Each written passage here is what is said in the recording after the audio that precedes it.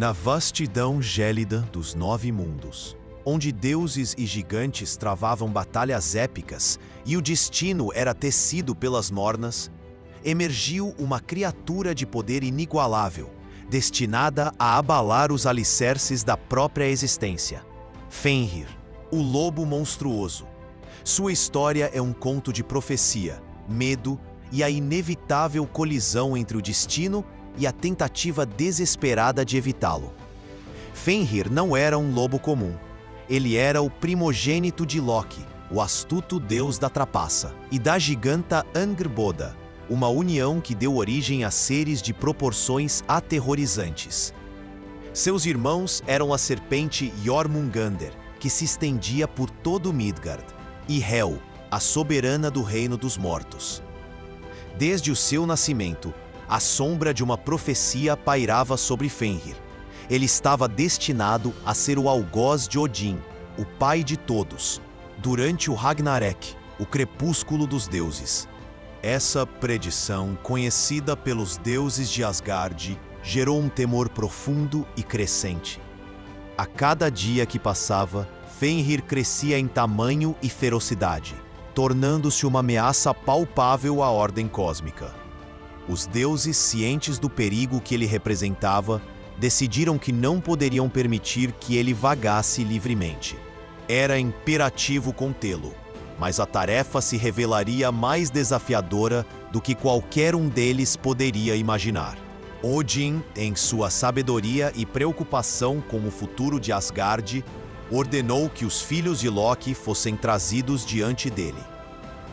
Jormungandr foi lançado nas profundezas do oceano que circunda Midgard, e Hel foi enviada para governar Niflheim, o reino sombrio dos mortos.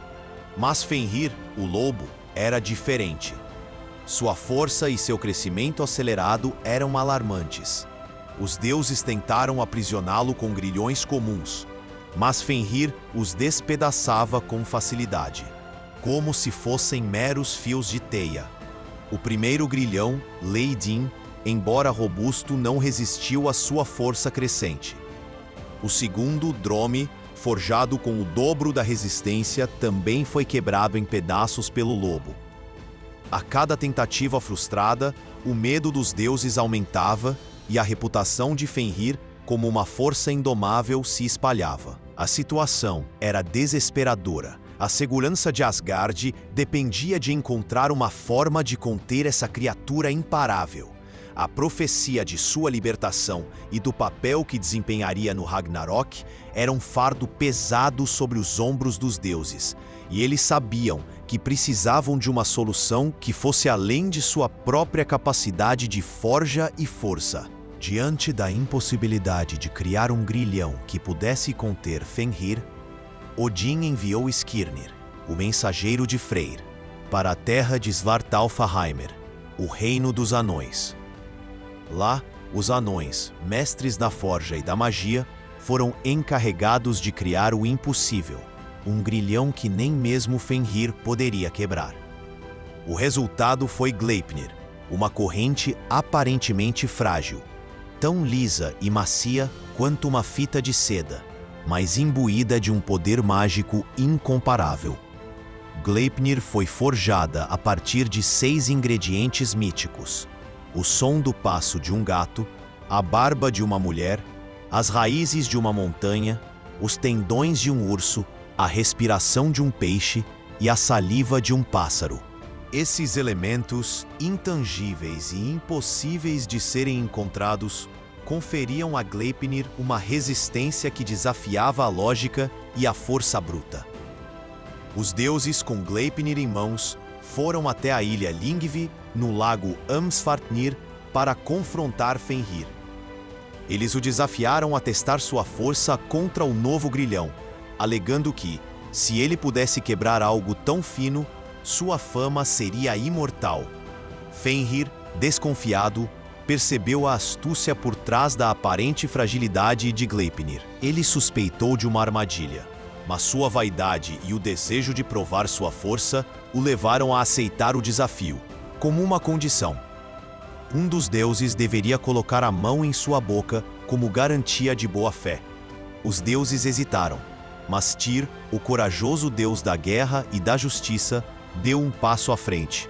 Em um ato de sacrifício supremo, Tyr colocou sua mão direita na boca de Fenrir, selando o pacto. Quando Gleipnir foi colocada em Fenrir, o lobo se debateu com toda a sua fúria. Mas o grilhão, ao contrário dos anteriores, não cedeu. Quanto mais ele lutava, mais apertada a corrente se tornava, prendendo-o firmemente. Fenrir, percebendo que havia sido enganado, mordeu a mão de Tyr, arrancando-a. O sacrifício de Tyr garantiu o aprisionamento do lobo, mas a um custo terrível. Fenrir foi então amarrado a uma rocha chamada Gjoll, e uma espada foi enfiada em sua boca para mantê-la aberta, impedindo-o de morder. A saliva que escorria de sua boca formou um rio, o Van. Ali, acorrentado e silenciado, Fenrir aguarda o Ragnarok, o dia em que as correntes se romperão, e ele se libertará para cumprir seu destino. A lenda de Fenrir é um lembrete sombrio da inevitabilidade do destino e das consequências de tentar desafiá-lo. Embora aprisionado, sua presença continua a ser uma ameaça latente, um símbolo do caos que aguarda para ser desencadeado. A história de Fenrir ecoa através dos séculos, uma narrativa poderosa sobre a força indomável da natureza, a sabedoria dos deuses e o sacrifício necessário para manter a ordem em um universo em constante fluxo. Seu aprisionamento é uma medida temporária, um adiamento do inevitável, pois no crepúsculo dos deuses, Fenrir se erguerá novamente e seu confronto final com Odin selará o destino do cosmos. A profecia se cumprirá e o lobo, finalmente livre, trará a destruição e o renascimento, fechando um ciclo e abrindo caminho para um novo mundo.